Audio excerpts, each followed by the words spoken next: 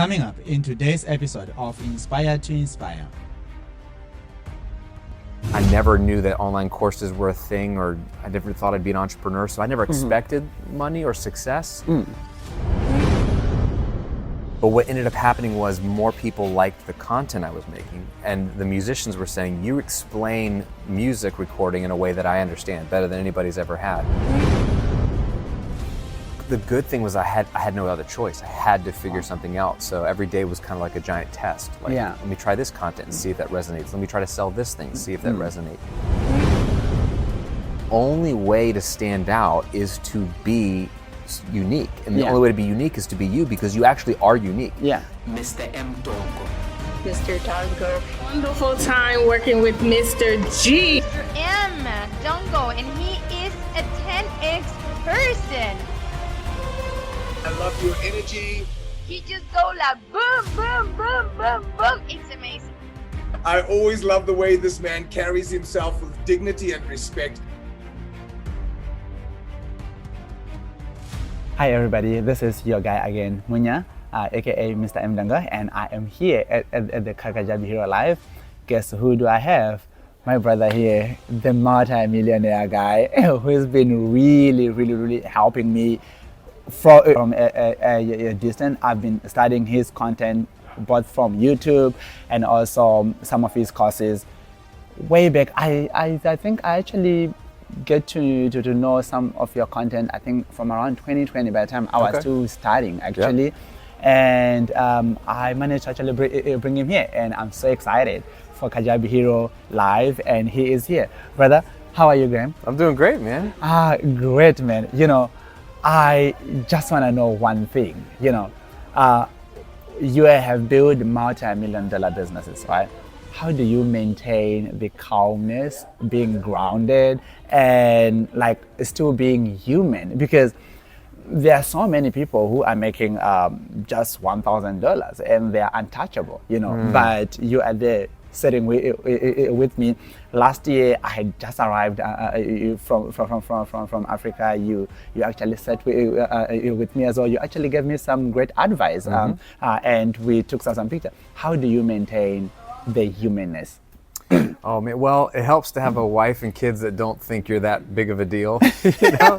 My wife's like, hey, do the dishes, you know, and my kid's like, hey dad, like I need to go shopping and get some clothes. I mean, I'm just a normal guy, but I never thought I would make a lot of money. So I'm a musician originally. I thought I would, if I had my dream, it would be that I would make it as a musician. I didn't expect to make a lot of money, but I wanted to at least make a living doing what I love to do. I didn't want to sit at a desk. So I never imagined I'd have a lot of money. So I'm kind of just a normal person. And then I never knew that online courses were a thing, or I never thought I'd be an entrepreneur. So I never expected money or success. So when it came, I think it's just still felt like a giant surprise and a huge blessing and a gift. But I don't know, it didn't really change me. And it probably helps to have a family and have a very normal, boring life at times, you know? Normal, boring life. But how did you start all this? Like, how did you really get started and start to do all these things? I was broke. I mean, I lost the global recession, right? 2009. I lost 2 jobs in 10 months, and we had just bought our first house, just had my first baby, and then I lost that second job. Wow. And I was scared, I was nervous, and I had to just figure something out. So what I thought I was going to try to do was start a freelance business recording music for bands, because I had that skill. That was the only skill I had, was I could not only sing and play music, but I could record music.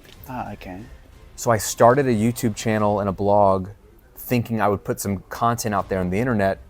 People would hear about me through the content who didn't know me. Kind of like advertising, basically. It was content marketing before I knew what that was. And I thought they would see what I was doing in the recording studio and hire me. But what ended up happening was more people liked the content I was making, and the musicians were saying, you explain music recording in a way that I understand better than anybody's ever had. So can you keep making videos? Can you keep writing articles? and they wanted more content from me. And I was excited that I was helping them, but I didn't know how to monetize it. But that's what kind of got me going down the path of like, I got to figure this out quick if I'm going to spend time making videos and articles for free. Wow.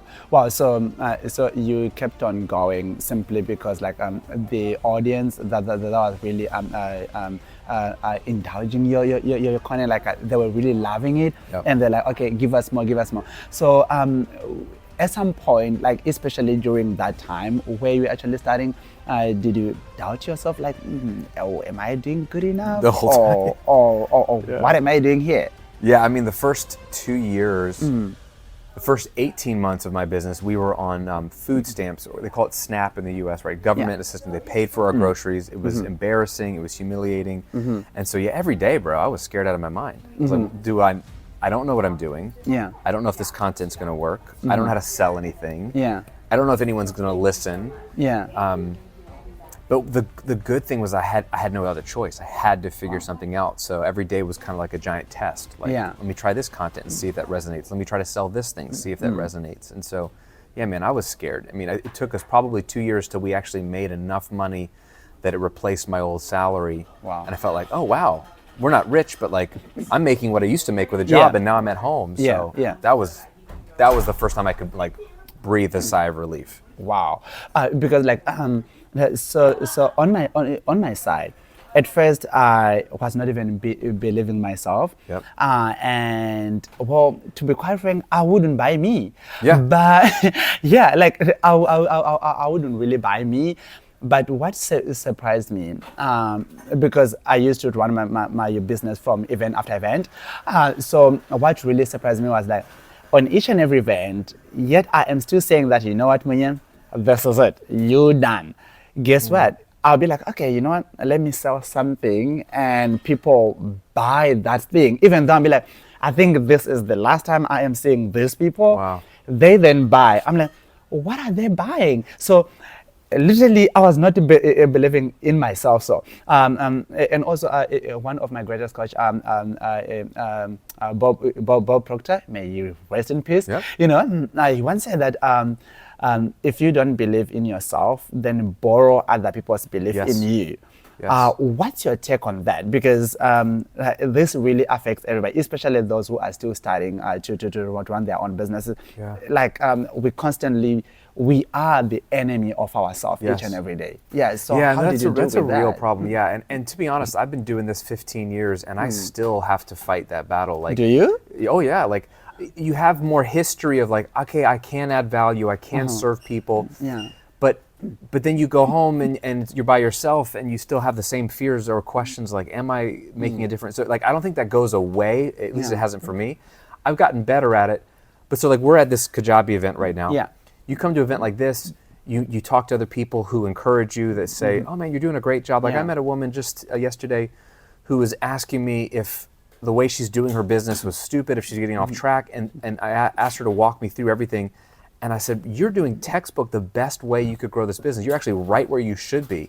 And you could see like the weight coming off of her shoulders. And all she needed was someone to say, I think you're doing a great job. And then that belief comes in. Validation. So yeah, I think we need validation. We need encouragement. The problem is there's a million people, especially in this space, that will tell you how you could run your business or make money online. And there's all of them work. Yeah. But just because someone says you should do it this way doesn't mean you should do it this way. So you have to be careful what advice you're listening to, because you have to trust your gut. But I remember when I got started, and again, I was in the music space, my first business, there was a big music producer who was creating courses as well, and he found my stuff. And I was a small channel, a small blog, but he reached out to me on email and said, well, I want to get on a call with you. He said something, he said, I think you're really smart. And I think you have great intuition. Like, you have a great sense of what people want. Oh yeah, yeah. And just talking about borrowing someone else's belief, like that was the first time, I mean, because he was doing big records for Jennifer Lopez and big artists. Oh, wow. And I was like, you think I'm smart? Like, you think I have good intuition? Like, that gave me some self-confidence. Like, if this guy believes in me, maybe I'm onto something, or maybe I have some natural ability. And so sometimes you do need someone just to pour some belief into you. But should you really rely on those confirmation from men? No, because you'll get addicted to it, because then you'll need more and more and more. Like, at some point, you have to make peace with the fact that not everyone's going to like you Yeah. or your content. Yeah. Your brand isn't for everybody. Yeah. But give yourself permission to pick the one type of person you want to serve that you can most powerfully serve. And my friend Rory Vaden, he has a great brand called Brand Builders. They help personal brands. He's got a great podcast, the influential personal brand podcast. But one of his famous lines is, "You are most powerfully positioned to serve the person you once were." Oh, wow. Ah, that's good. So think about who you were when you had that challenge or that struggle or whatever that was. You can always serve that person and more people like them. And so that's going to give you confidence. There's people I can't serve, but I can serve the person who was struggling to start an online business because I was that person. I can serve the person who got successful online but then was burning out and getting tired or bored or plateaued because I was that person. So I can't serve everybody, but if I think about that person I once was, I can have confidence serving them, and you need that for yourself. Wow. Yeah, because, you know, oh my goodness, this is so good. You know, the main reason that really caused me to actually start my own business of actually helping other people was because, like, so at first in my network marketing business, but this is where I actually started. So I looked back and look at the successes that I actually had. I had my own franchise at 21 years. I had my own car. I had a house and all these other things that I had. And then I looked back and see, and you know, I saw a lot of me starting. I saw millions of my old me. Now, like, oh God, if I've never been ungrateful, if I've never been, I'm so sorry. Let me go back and help these people because I wouldn't want them to go through all of the struggles that I actually went through. So, and right now I now teach people how to start their online business from their story, skills, and experience. So this is like the experience we are talking about it. And so as you are starting, I know that you didn't have a lot of credibility. Right. You were not the Graham. You didn't have all these other things. So how did you stand out in the market, even though you didn't have the so-called credibility or so-called brand or whatever? Yeah, so I was a nobody in my spare bedroom with a baby and a wife, and I had to figure something out. So what I love, I do a lot of YouTube and free content. I never run a paid ad. I'm not against ads, but I just never needed to.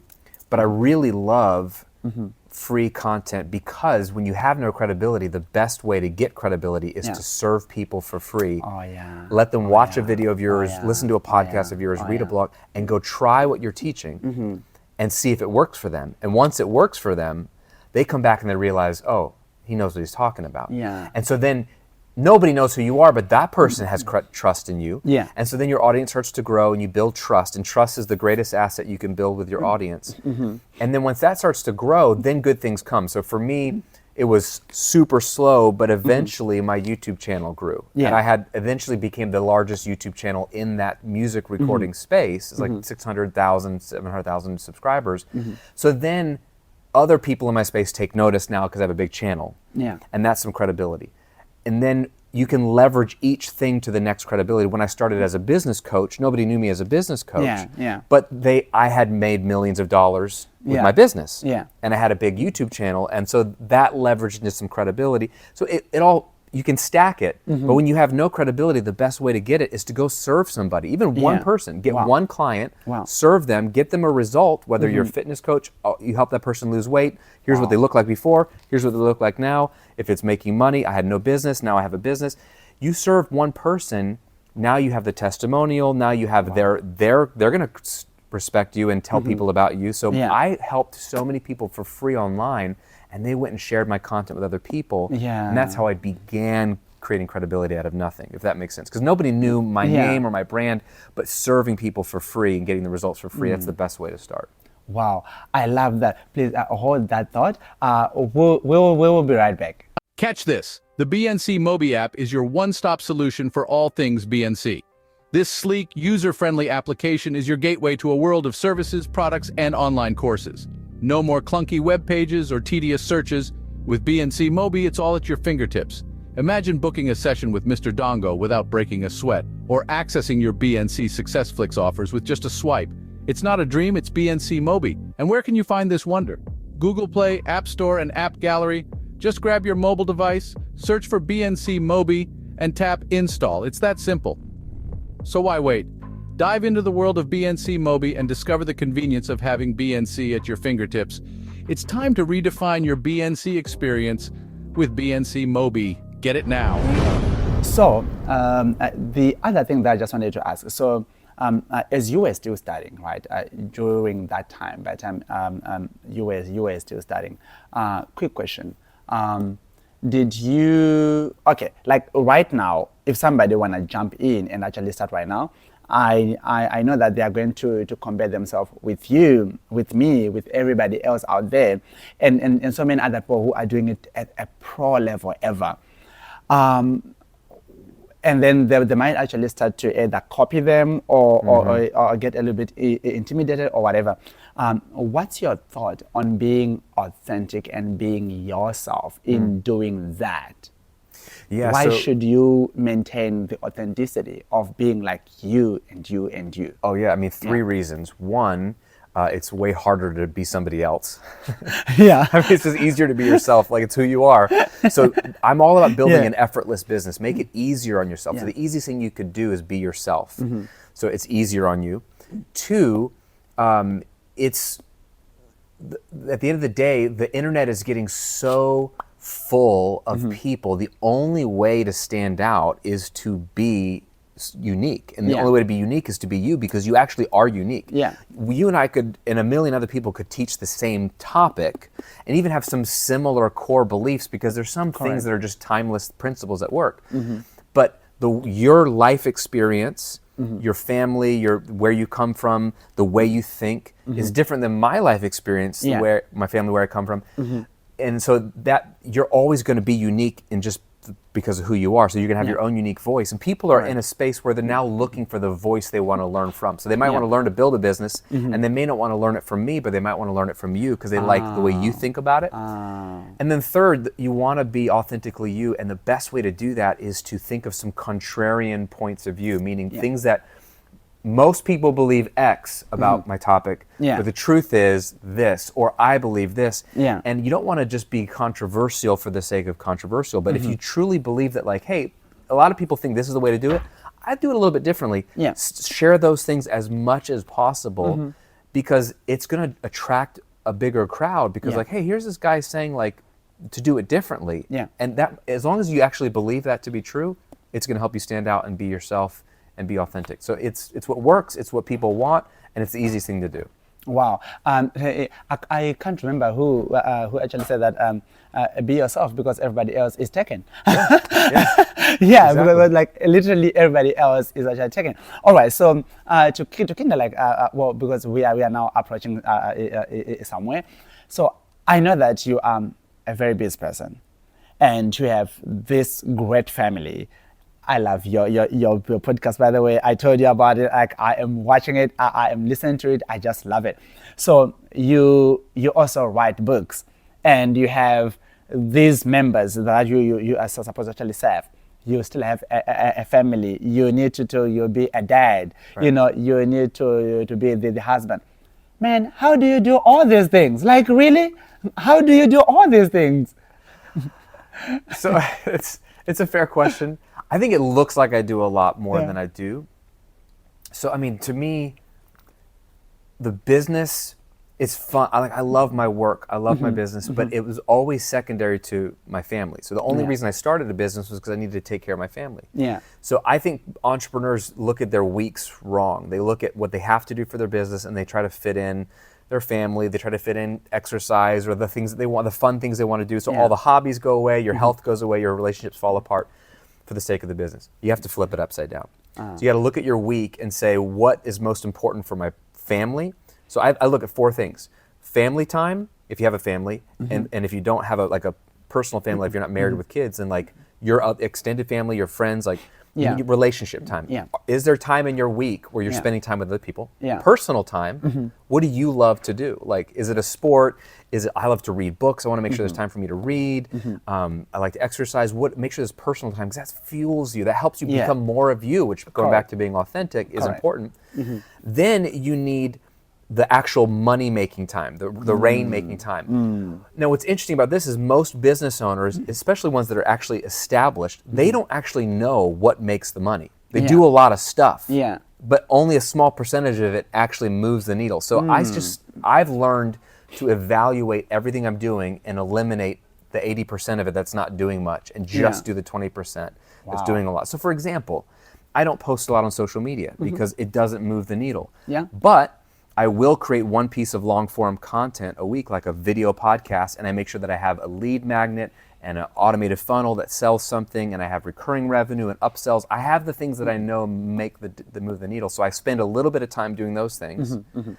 And then the fourth thing in your week, your dream week, needs to be thinking time, creative time, where you're thinking ahead. What's coming down the pipe that I want to do differently? Do I want to pivot? Do I want to write a book? Do I want to launch a new product? Do I want to spend some time looking at my data or my analytics, to see what's working? You need to make that time. So those four things: family time, personal time, money-making time, ideating time.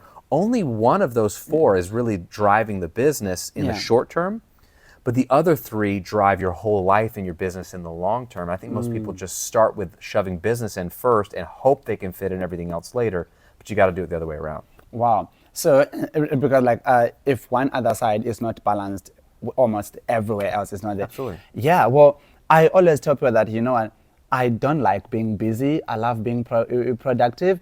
So I'd rather be productive just an hour a day and either be in bed the entire day. Sure. It's fine, but it's totally fine by me, because if I do something that is productive that day, then I'm okay. So so you don't find yourself in that space, right? Of actually being busy each and every time and not being productive. Because a lot of people as well, we then become so much overwhelmed by some other activities that are not really supposed to be done by us.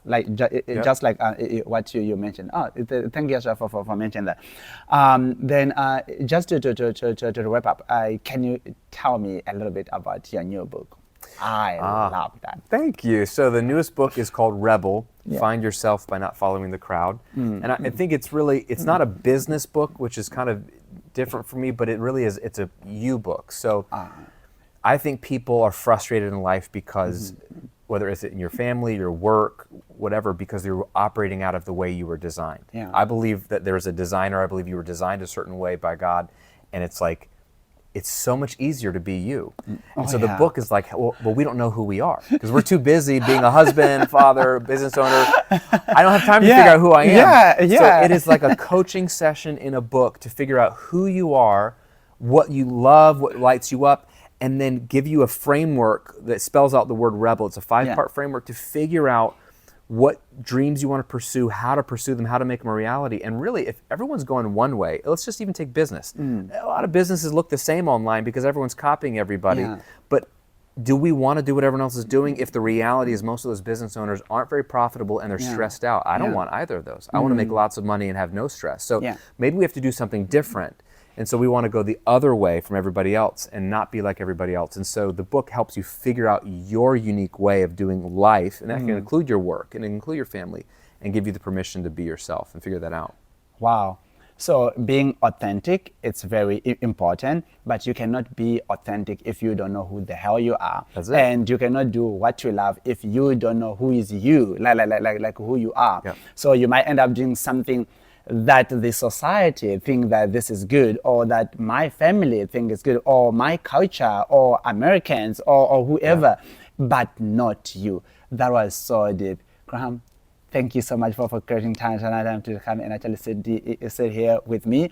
I know you are supposed to be networking out there and actually meet some other great people, but thank you so much. I really appreciate you taking time to come and talk to me. I cannot wait to be with you again on another episode sometime. Yes. Yeah. Thank Thanks you for so having much. me, yeah. I really appreciate it, man. I really appreciate it. Cheers. Great. Thank you so much, guys. I hope you actually got some value out of this. Stay tuned for more. Thank you. Mr. M. Dongo. Mr. Dongo. Wonderful time working with Mr. G. M. Dongo, and he is a 10x person. I love your energy. He just go like boom, boom, boom, boom, boom. It's amazing. I always love the way this man carries himself with dignity and respect.